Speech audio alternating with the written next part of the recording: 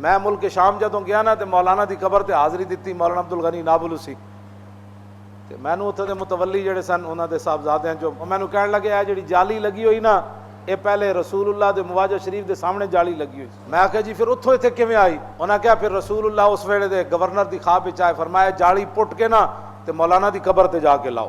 हुजूर ने पता है उन्होंने किहड़ी गल तो नवाजिया। आला हजरत भी अपने पीरां दा इतना लंबा जिक्र नहीं करते अलकाबात ना जितना मौलाना का जिक्र करते। आला हजरत को पूछा गया भी तुसी एडे वड्डे वड्डे दो जनाब 3-3 17 मौलाना का अलकाब ही जिक्र करते रहते हो, क्यों करते हो?